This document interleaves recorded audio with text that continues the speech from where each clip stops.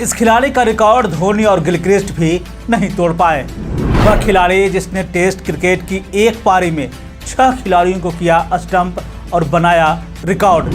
भारतीय बल्लेबाज जो वनडे में नहीं बना पाया एक भी अर्धशतक। वह खिलाड़ी जिसे साल 1992 विश्व कप में मियांदाद से बहस के लिए आज भी याद किया जाता है। भारतीय क्रिकेट टीम के तर्कस में से एक से बढ़कर एक तीर निकले, जिसने भारतीय टीम को आज इस मुकाम तक पहुंचाया है। भारतीय टीम की आज अगर हम विश्व की बेहतरीन टीमों में गिनती होती है तो इन्हीं खिलाड़ियों की बदौलत होती है, जिन्होंने भारतीय टीम में एक एक मोती को पिरोया है। इन्होंने अपने क्रिकेट जीवन में एक मुकाम हासिल किया।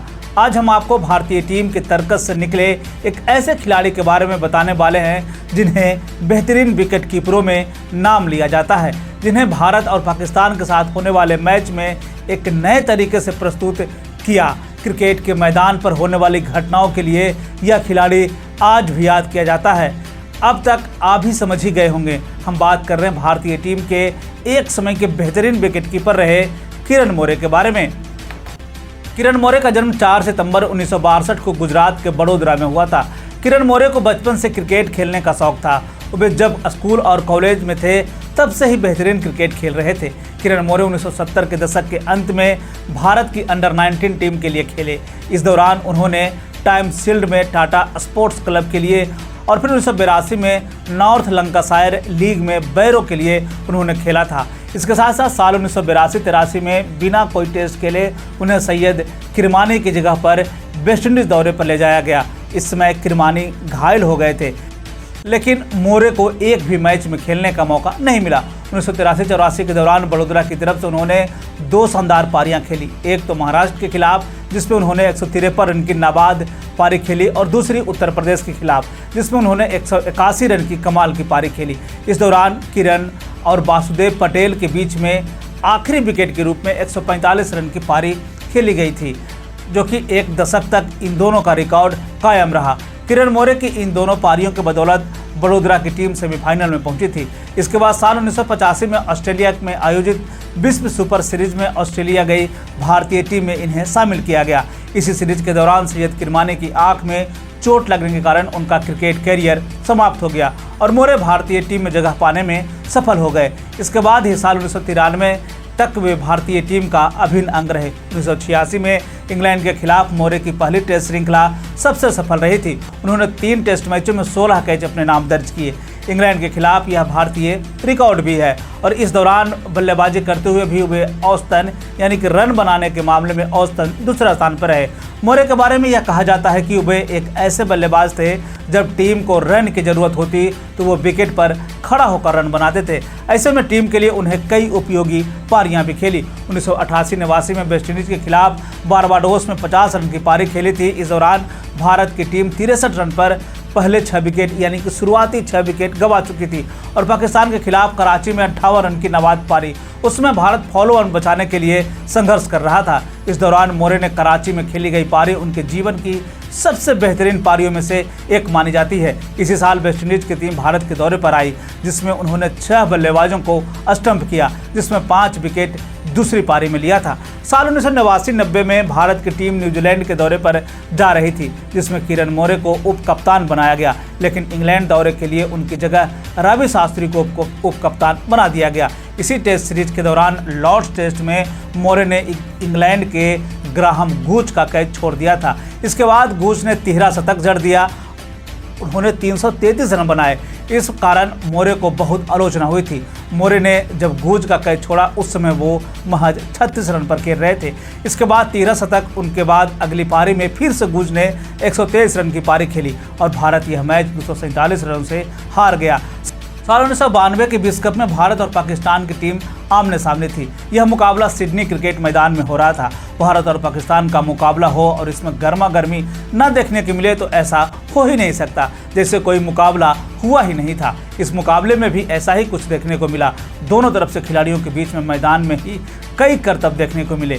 इस समय पाकिस्तान की टीम बल्लेबाजी कर रही थी। मैदान पर थे जावेद मियांदाद और भारतीय टीम की तरफ से सचिन तेंदुलकर गेंदबाजी कर रहे थे और विकेट के पीछे खड़े थे किरण मोरे। अचानक से किरण मोरे और जावेद मियांदाद के बीच में कुछ कहासुनी हो गई।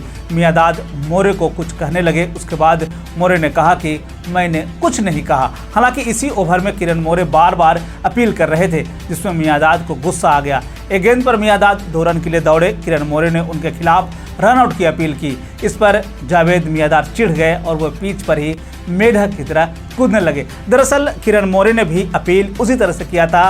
वो हाथ से गेंद को पकड़कर स्टंप पे सटा रहे थे और जैसे मानो उछल रहे हों। मियांदाद भी उसी तरह से मेढक की तरह वहीं पे कूदने लगे। ये किरण मोरे की अपील की नकल थी कि भाई तुम इस तरह से स्टंप कर रहे हो, और उसके बाद उन्होंने उसी तरह से एक मेढक की तरह दौड़ते हुए रन लिया। इस मैच में भारतीय टीम ने पहले बल्लेबाजी करते हुए 49 ओवर में 60 विकेट के नुकसान पर 216 रन बनाई थी, जिसमें सचिन तेंदुलकर ने 54 रनों की नाबाद अरशदकीय पारी खेली। इस मैच में पाकिस्तान की तरफ से मुश्ताक अहमद ने 3 विकेट अपने नाम किए, वहीं अकीब जावेद ने 2 विकेट अपने नाम किया था। जवाब में बल्लेबाजी करने उतरी पाकिस्तान की शुरुआत अच्छी न रही और 17 रन के स्कोर पर पाकिस्तान के 2 खिलाड़ी पवेलियन जा चुके थे। पाकिस्तान के सलामी बल्लेबाज आमिर सालेह ने 62 रनों की पारी खेली और एक छोर पर डटे रहे। इसी दौरान मियांदाद ने भी 40 रन की पारी खेली। हालांकि पाकिस्तान को इन दोनों पारियों का कोई खास फायदा नहीं हुआ और पूरी टीम महज 48.1 ओवर में सिमट गई। भारत के लिए गेंदबाजी करते हुए कपिल देव और मनोज प्रभाकर और जाबागल श्रीनाथ ने 2-2 विकेट अपने नाम दर्ज किए। इस दौरान सचिन की गेंदबाजी और बल्लेबाजी की खूब तारीफ हुई थी। भारत यह मैच जीतने में सफल रहा। विश्व कप समाप्त होने के बाद भारत की टीम ऑस्ट्रेलिया के दौरे पर थी, जहां मोरे हैमस्ट्रिंग के चोट लग गई और फिर वो MCG और एडिलेड में टेस्ट नहीं खेल पाए। दूसरे टेस्ट मैच में भारत की टीम 151 रन पर 8 विकेट गिरने के बाद मोरे बल्लेबाजी करने आए। उन्होंने 67 रन की पारी खेली। इसके साथ साथ वेंकटेशपति राजू उनके साथ मिलकर उन्होंने 77 रन बनाए, तो वहीं श्रीनाथ के साथ मिलकर इन्होंने 35 रन जोड़े। अगले टेस्ट मैच में भारत की टीम पूरी तरह से लड़खड़ा गई। इस तरह से तेंदुलकर खड़े थे, उन्होंने 114 रन की पारी खेली और दूसरी तरफ से मोरे ने 83 गेंदों में 43 रन बनाए, जिसमें उन्होंने 9वें विकेट के लिए 126 मिनट तक विकेट पर खड़े रहे और 81 रन अपने खाते में जोड़ लिए। इसके बाद दक्षिण अफ्रीका के साथ हुए टेस्ट सीरीज में भारत की टीम 7 विकेट पर 146 रन बना पाई थी। ऐसे में किरण मोरे और डेब्यू कर रहे परवीन आमरे ने बेहतरीन प्रदर्शन किया, जिसमें परवीन आमरे ने 225 मिनट तक बल्लेबाजी करते रहे। इस दौरान उन्होंने एक शतक भी बनाया। वहीं किरण मोरे ने 55 रन की पारी खेली। इस मुकाबले के बाद किरण मोरे के बल्ले से 30 से ज़्यादा रन नहीं निकल पाया, जिसका नतीजा था कि अब उन्हें टीम से बाहर का रास्ता दिखा दिया गया। दक्षिण अफ्रीका से लौटने के बाद मोरे ने 6 टेस्ट मैच खेले, जिसमें 3 भारत में, इंग्लैंड के खिलाफ और 3 टेस्ट मैच श्रीलंका में, लेकिन इस सीरीज में उनका प्रदर्शन बेहतर नहीं रह पाया, जिसका नतीजा हुआ कि उनके ही घरेलू टीम से आए खिलाड़ी नयन मोंगिया ने उनका स्थान ले लिया, जिसके बाद फिर कभी किरण मोरे भारतीय टीम का हिस्सा न बन पाए। हालांकि उन्होंने घरेलू टूर्नामेंट खेलते रहे। साल 1997-98 तक वो बड़ोदरा की टीम का नेतृत्व किया। 1996-97 के सीजन में वे कमाल की बल्लेबाजी की थी। इस दौरान खेले गए 8 मैचों में उन्होंने 7 अर्धशतक। इस दौरान उन्होंने एक पारी 180 रन की भी खेली थी। हालांकि उन्होंने इस सीजन में 714 रन बनाए थे। इसी दौरान उन्होंने 15 कैच और 2 स्टंप भी किया था।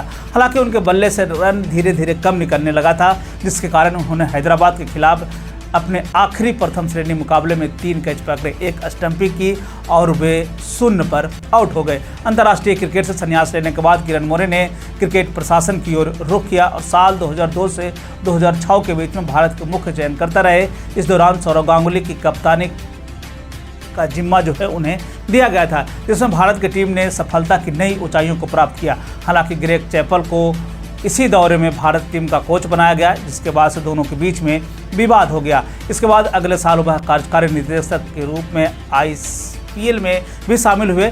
किरण मोरे बाद के समय में अपनी क्रिकेट एकेडमी की शुरुआत की, जिसमें वो बच्चों को तराशने का काम कर रहे हैं, बच्चों को भारतीय टीम में शामिल होने के लिए एक नए तीरंदाज की खोज कर रहे हैं, ताकि वह भारतीय टीम के लिए खेलता हुआ दिखाई दे। और चलते आपको एक सवाल के साथ छोड़ जाता हूं। आपको क्या लगता है किरण मोरे की वो कौन सी पारी थी जो आपको सबसे ज़्यादा प्रभावित करती है? आप हमें कमेंट करके ज़रूर बताएं। शुक्रिया।